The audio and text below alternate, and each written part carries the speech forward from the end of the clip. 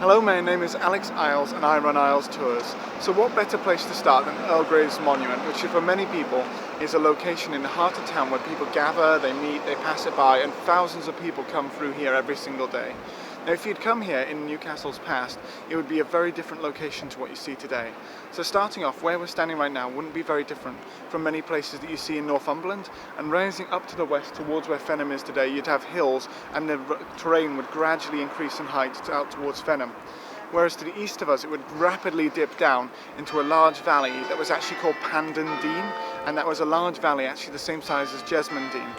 Where we're standing right here during the Middle Ages, this was actually a location where a large townhouse and estate was actually built, and it was called the New House. And that was actually run by a family called the Andersons, and it stretched from Pilgrim Street over to the east of us, across to Granger Street near where we're standing, and from Blackett Street behind us down to High Bridge Street. And it was such a huge amount of Newcastle with kilometres of gardens around it and a beautiful estate. But because of that, it controlled much of Newcastle for a very small family. Whereas to the south of us, where you would have down on the quayside, you would have a 1 mile wide, 3 mile long stretch where 25,000 people lived, living in very, very different conditions to the wealth and the opulence that you'd see within the Anderson family's estate. Alongside this, where we'd be standing right now, you'd actually be quite wet because you'd be standing inside a river. And where we're standing was actually the Deanburn, which was an open river and stayed here in Newcastle right up until the late 1700s.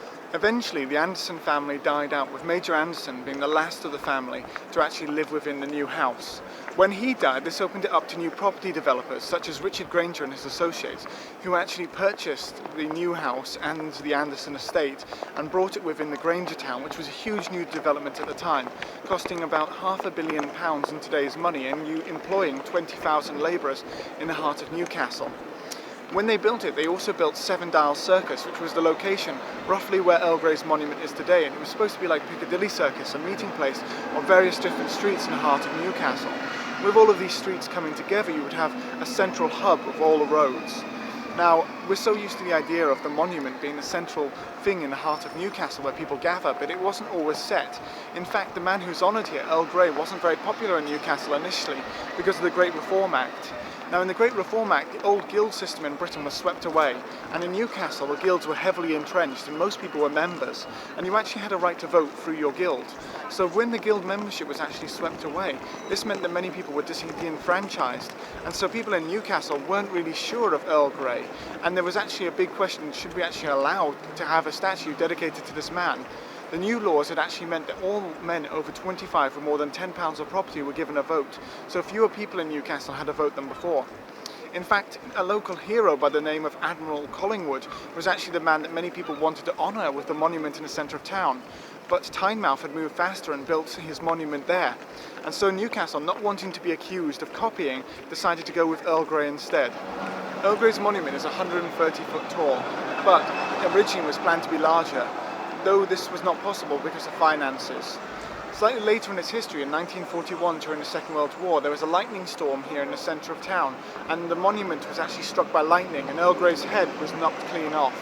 When it was not cleaned off, it flew through a furniture store window, and the entrepreneurial owner, even though he'd lost his front window's glass, actually put up a sign up in the window saying, "Our furniture's so good that even the Earl came to pay us a visit." When the metros were built around here, the monument started to actually collapse, and it needed to be underpinned so that it would actually be able to be safe into the modern age. Even here in 2016, you can actually look around the centre of Newcastle, and Earl Grey's monument is still a meeting place for many people. It's a location for markets, it's a place for street performance, and also for political protest. So we absolutely love Earl Grey's monument, and we hope we've been able to tell you something about its history, something about its culture, and show you a bit more about Newcastle today. Alongside this, we would love it if you would be able to like, favourite and subscribe, and follow us on other social media platforms. We look forward to seeing you on a tour in the near future. Thank you very much. Sorry, it's also hard because we've got all of Pratt watching me as well, which is good.